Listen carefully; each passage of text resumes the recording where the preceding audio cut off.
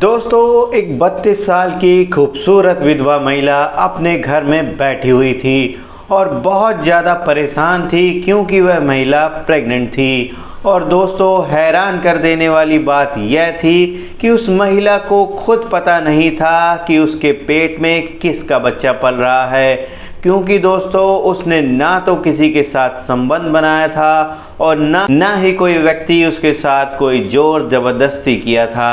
तो इसके बाद भी आखिर वह कैसे प्रेग्नेंट हो गई थी, यही सब सोचकर वह विधवा महिला बहुत ही ज़्यादा परेशान हो रही थी और बहुत ज़्यादा टेंशन ले रही थी। लेकिन दोस्तों, जब यह बात उस गांव के लोगों को पता चलती है तो गांव वाले भी हैरान हो जाते हैं। गांव के लोग पंचायत बिठाते हैं और सभी लोग उस विधवा महिला से कहने लगते हैं कि तुमने जो घिनौना काम किया है उसके कारण हमारी बीवी पर, हमारे बच्चों पर बहुत बुरा प्रभाव पड़ रहा है। इसलिए हम सभी लोग मिलकर चाहते हैं कि तुम यह गांव छोड़कर कहीं दूर चली जाओ। दोस्तों, उस गांव के लोग पंचायत में यही फैसला सुनाते हैं। मजबूरी में उस विधवा महिला को अपना घर, अपना सब कुछ, जमीन जायदाद और अपना गांव छोड़कर दूसरी जगह पर जाना पड़ जाता है। लेकिन दोस्तों, जब उस महिला की पूरी कहानी गांव वालों को पता चलती है, उस महिला की जो सच्चाई है वह गांव वालों को जब पता चलती है, तो दोस्तों वही गांव के लोग जो उसको गांव से भगा दिए थे उसके पास जाते हैं और उसके पैरों में गिरकर हाथ जोड़कर माफ़ी मांगने लगते हैं। लेकिन दोस्तों, अब सोचने वाली बात यह थी कि आखिर उस विधवा महिला की असली सच्चाई क्या थी और वह गांव वालों से क्या छुपा रही थी। और आखिरी में सबसे बड़ा सवाल यह था कि महिला एक विधवा होने के बावजूद भी प्रेग्नेंट कैसे हो गई, आखिर प्रेग्नेंट होने का राज क्या था। और दोस्तों, गांव वाले उसके पैरों में गिरकर हाथ जोड़कर माफ़ी क्यों मांगने लगे।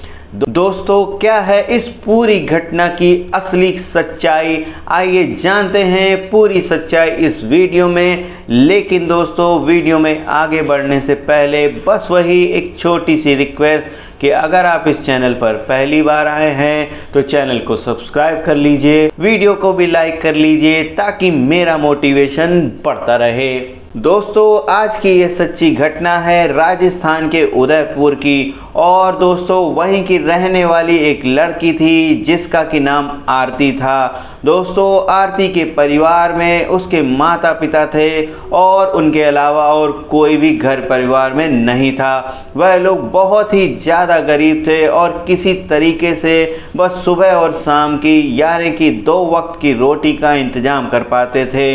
तो दोस्तों, आरती के माता पिता को बहुत चिंता सताती थी कि हमारी बेटी की शादी कैसे होगी। जब आरती बड़ी हो जाती है तो कहीं से कर्जा लेकर उसके पापा पास के ही गांव के एक अनाथ लड़के से उसकी शादी करवा देते हैं। दोस्तों, उस लड़के का नाम प्रकाश होता है और वह ईंट के भट्टे पर मजदूरी करता था। दोस्तों, आरती की शादी बड़े धूमधाम से होती है। जब आरती पहली बार अपने ससुराल जाती है तो उसको खुद नहीं पता था कि उसके जीवन में एक ऐसा तूफान आने वाला है जो उसकी जिंदगी को पूरे तरीके से बर्बाद कर देगा, नष्ट कर देगा। दोस्तों, आरती जैसे ही अपने ससुराल पहुंचती है और सुहाग रात का दिन होता है, तभी दोस्तों अचानक रात में शादी के पहले दिन उसके पति की यानी कि प्रकाश की किसी तरह से उसकी मृत्यु हो जाती है। और दोस्तों, उस वक्त आरती अपने पति के साथ सुहाग रात भी नहीं मना पाती और ना ही दोनों के बीच में कोई भी संबंध बनता है। दोस्तों, यह सब होने से पहले ही प्रकाश की मृत्यु हो जाती है। दोस्तों, मैं आपको बता दूं कि आरती का पति उसी दिन शाम को आरती के लिए कुछ सामान खरीदने के लिए मार्केट में गया था और जब वापस लौट रहा था तो एक ट्रक वाला उसको कुचल देता है और दोस्तों उसी वक्त उसकी मौत हो जाती है। दोस्तों, उस वक्त आरती सुहाग रात मनाने के लिए सज संवर कर दुल्हन की तरह तैयार होकर अपने कमरे में बैठी हुई थी और अपने पति के आने का इंतजार कर रही थी। लेकिन अब आरती को इस बात का पता चलता है तो उसको बहुत गहरा सदमा लगता है। आरती सोचती है कि मेरी ज़िंदगी में भगवान सिर्फ दुख ही लिखे हैं, दुख के सिवा और कुछ नहीं लिखे हैं। वही दोस्तों दूसरी तरफ जो गांव के लोग थे वह लोग आरती को मनहूस कहने लगते हैं कि पहले दिन ही आई और अपने पति को खा गई। तो कुछ लोग उसके ऊपर दया भी दिखा रहे थे, कुछ लोग कह रहे थे कि इसमें इसकी कोई गलती नहीं है। लेकिन दोस्तों जब यह बात आरती के माता पिता को पता चलती है कि दामाद जी की मौत हो गई, ट्रक से एक्सीडेंट हो गया है, तो दोस्तों आरती के माता पिता भी बहुत ज़्यादा सदमे में आ जाते हैं। क्योंकि दोस्तों शादी में अच्छा खासा पैसा खर्च हुआ था, करीब 2.5 से 3 लाख के आसपास रुपए खर्च हुए थे और वह पैसा कर्ज लिया गया था। दोस्तों दबाव में आने की वजह से आरती के माता पिता भी अचानक हार्ट अटैक की वजह से उनकी भी मृत्यु हो जाती है। अब दोस्तों आरती का इस दुनिया में पूरी तरीके से कोई नहीं था, अब वह पूरी तरीके से अकेली पड़ जाती है, उसका अपना इस दुनिया में कहलाने वाला अब कोई नहीं होता। तो दोस्तों आरती भी सोच लेती है कि अगर भगवान ने मेरी किस्मत में दुख दर्द लिखे हैं तो उसको सहन करके मैं जीवन में आगे बढ़ूंगी। तो दोस्तों उसके बाद आरती अपने पति के घर पर ही रहने लगती है और उसका पति जहां पर ईंट के भट्टे पर मजदूरी करता था, आरती भी उसी भट्टे पर जाकर मजदूरी करके अपना पेट पालने लगती है। लेकिन दोस्तों आरती को अभी भी यह बात पता नहीं थी कि उसके जीवन में इससे बड़ा भी दुख आने वाला है, जिसके बारे में उसने अभी तक सोचा भी नहीं है। दोस्तों जब उसके पति को गुजरे हुए पूरे 8 महीने बीत जाते हैं तो दोस्तों एक दिन उसको पता चलता है कि वह 2 महीने की प्रेग्नेंट है। दोस्तों जब यह बात आरती को पता चलती है तो उसके पैरों तले जमीन खिसक जाती है और वह बेचारी बहुत ही ज़्यादा परेशान हो जाती है। आरती सोचती है कि आखिर मेरे साथ ऐसा कैसे हो सकता है, मैंने अपनी मर्जी से किसी के साथ संबंध नहीं बनाया और ना ही किसी ने मेरे साथ किसी तरह की कोई ज़बरदस्ती की है, फिर भी मैं कैसे प्रेग्नेंट हो सकती हूँ। दोस्तों मैं आपको बता दूं ना कि यह बात आरती के लिए खुद एक रहस्यमयी बात बन गई थी, उसको भी पता नहीं था कि वह कैसे गर्भवती हो गई। दोस्तों यह बहुत ज़्यादा बेचैन और परेशान रहने लगती है क्योंकि इस दुनिया में अब अपना कहलाने वाला उसका कोई नहीं होता, उसके साथ वह अपने दिल की बात कर सके, कह सके, अपनी बात कहकर अपना मन हल्का कर सके, ऐसा उसके साथ अब कोई नहीं बचा था। लेकिन दोस्तों आरती भी हार नहीं मानती, वह मन में सोच लेती है कि भगवान चाहे जितना भी दुख मुझे दे दे, लेकिन मैं उस दुख का सामना करूंगी और ज़िंदगी में आगे बढ़ूंगी। दोस्तों जो आरती यह फैसला करती है और फिर उसी ईंट के भट्टे पर जाती है, मजदूरी नहीं छोड़ती है, मजदूरी करना शुरू कर देती है। लेकिन दोस्तों जब समय गुजरता है तो आरती का पेट भी बड़ा होने लगता है और अब आरती के पेट पर गांव के लोगों की भी नज़र पड़ती है।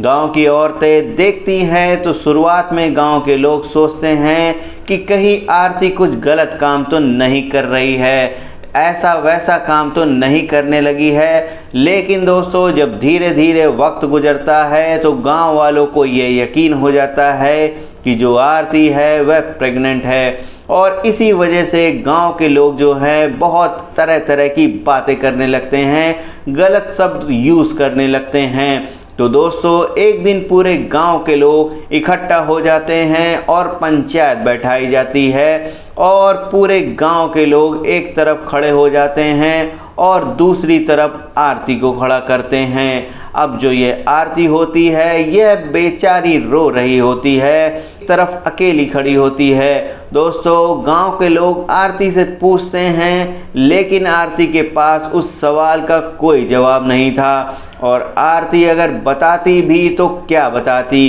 कि वह कैसे प्रेग्नेंट हो गई, क्योंकि दोस्तों उसको तो खुद ही नहीं पता था। तो गांव के लोग कहते हैं कि तुम यह जो घिनौना काम, जो तुमने इतना गंदा काम करा है, अगर तुम्हारे जिस्म में इतनी ही ज़्यादा आग लगी हुई थी तो तुम अपनी दूसरी शादी क्यों नहीं कर लेती हो। लेकिन तुम्हारे इस गंदे काम की वजह से हमारे बच्चों पर, हमारे बीवी पर बुरा असर पड़ रहा है। तुम एक काम करो, गांव छोड़कर चली जाओ। दोस्तों, आरती एकदम चाहकर भी कुछ नहीं कह पा रही थी। कुछ देर के लिए वह एकदम से अकेली पड़ जाती है और कुछ देर सोचने के बाद वह गांव वालों से कहती है कि देखिए, मैं अपनी सफाई में कुछ नहीं कह सकती हूँ, क्योंकि मेरे साथ भगवान ने जो खिलवाड़ किया है शायद उसकी भरपाई आप लोग नहीं कर सकते।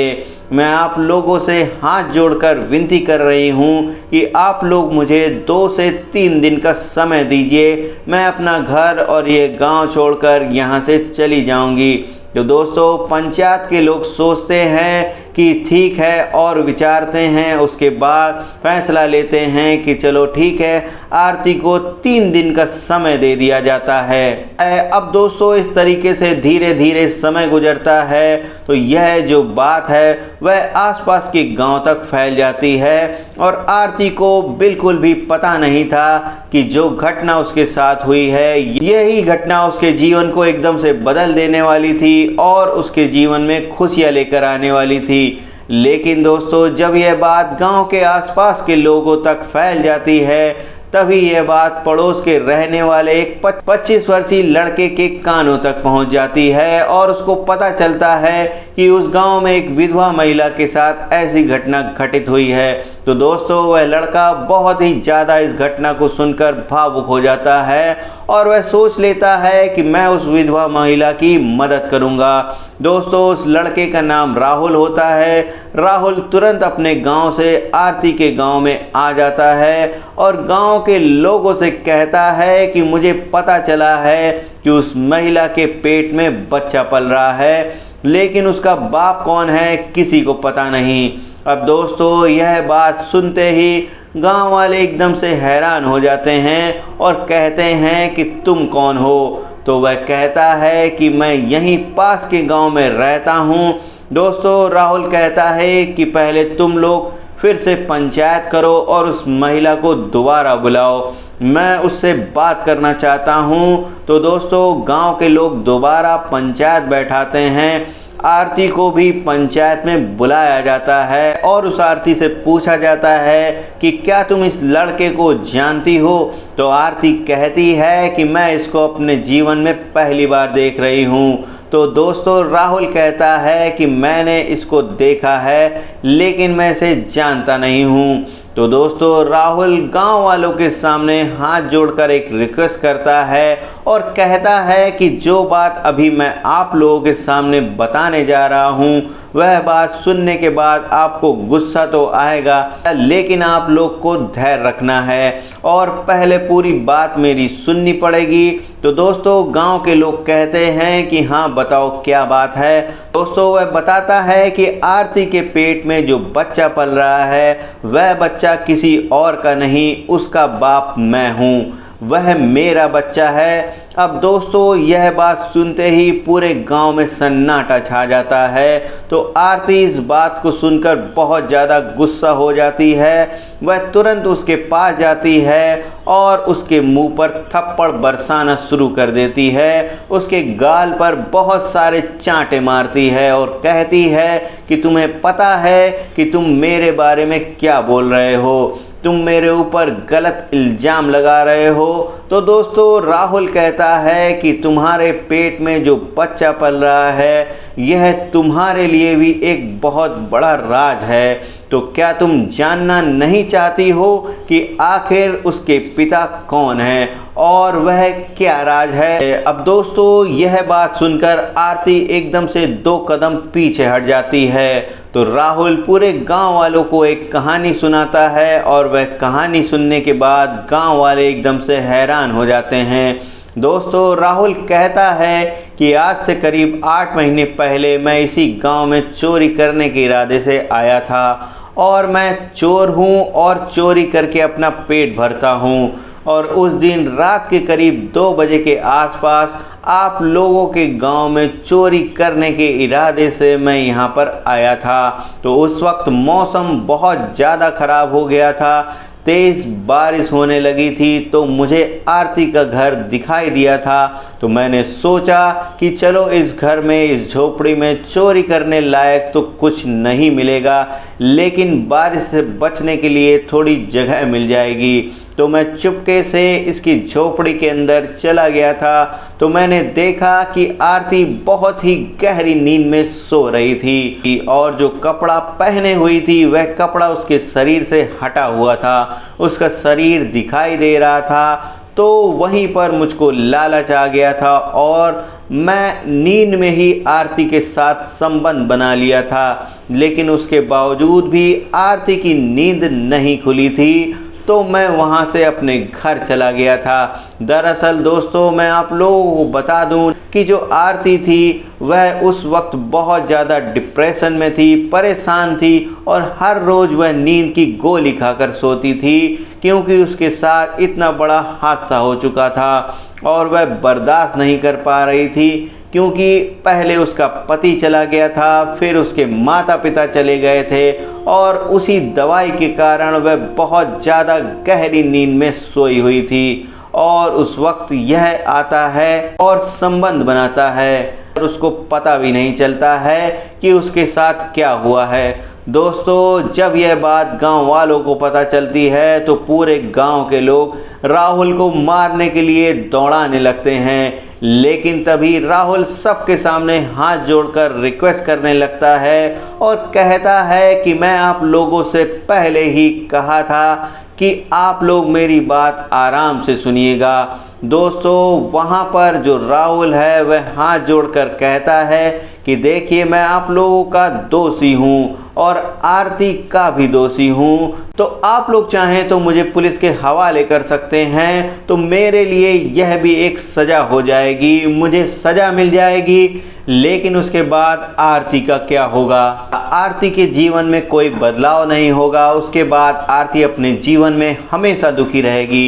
इसलिए मैं आप लोगों के सामने हाथ जोड़कर आप लोगों से रिक्वेस्ट कर रहा हूं कि मैं अपनी मर्जी से कह रहा हूं कि अगर आप लोग चाहें और आरती चाहे तो मैं आरती से शादी करने के लिए तैयार हूं और मैं चोरी करना भी छोड़ दूंगा और मेहनत मजदूरी करके पेट पालूंगा, आरती का भी देखभाल करूंगा, उसका भी पेट पालूंगा और अपना परिवार बहुत अच्छे से संभालूंगा। दोस्तों, गांव के लोग इस बात पर सोचते हैं, विचारते हैं, आपस में बातचीत करते हैं और सभी औरतें, सभी जेंट्स जो हैं, सब लोग मिलजुल कर फैसला करते हैं। उनको यह बात बहुत अच्छी लगती है। वह लोग सोचते हैं कि अगर इसको जेल भेज दिया जाएगा तो क्या होगा, यह जेल चला जाएगा और फिर कुछ महीने के बाद छूटकर बाहर निकल कर आ जाएगा, लेकिन आरती की जिंदगी पूरी तरीके से बर्बाद हो जाएगी, क्योंकि वह बच्चे को जन्म देने वाली थी। इसीलिए गांव के लोग कहते हैं कि ठीक है, अगर आरती तैयार है तुमसे शादी करने के लिए तो हम लोग शादी यहीं मंदिर में करवा देंगे। लेकिन दोस्तों, इससे पहले पूरे गांव के लोग हाथ जोड़कर आरती के पास जाते हैं, उसके सामने हाथ जोड़कर माफ़ी मांगने लगते हैं। तो आरती फूट फूट कर रोने लगती है और यह लोग कहते हैं कि आरती, तुम हम लोगों को माफ़ कर दो, हमें नहीं पता था कि तुम्हारे साथ इतना बड़ा हादसा हुआ है और तुम अपनी जगह बिल्कुल सही हो, लेकिन हम लोग गलत हैं। दोस्तों, गांव के लोग कहते हैं, आरती, हम लोग तुमसे गांव छोड़कर जाने के लिए बोले थे और तुम्हारे ऊपर झूठा झूठा इल्ज़ाम भी लगाए थे, लेकिन हम लोग तुमसे हाथ जोड़कर माफ़ी मांग रहे हैं। तो दोस्तों, आरती कहती है, लोगों को मैं माफ़ कर दे रही हूँ। उसके बाद दोस्तों, आरती शादी करने के लिए उससे तैयार हो जाती है। तो दोस्तों, उसके बाद आरती और राहुल की शादी हो जाती है और राहुल बड़े प्यार से खुशी खुशी आरती के साथ रहने लगता है। तो दोस्तों, आरती के जीवन में भी अब खुशियां भर जाती हैं। दोस्तों, कभी कभी हमारे जीवन में कुछ ऐसी अनहोनी घटनाएं घटित हो जाती हैं जिसके कारण कभी किसी को पता ही नहीं चलता कि किसी के साथ कब क्या हो जाता है। दोस्तों, आपको ये कहानी कैसी लगी, आप लोग अपने कमेंट में ज़रूर बताइएगा। अगर आपको ये कहानी अच्छी लगी हो तो वीडियो को लाइक करिए और चैनल को सब्सक्राइब करिए। फिर मिलते हैं ऐसे ही रोचक कहानी के साथ। तब तक के लिए जय हिंद, जय भारत, धन्यवाद।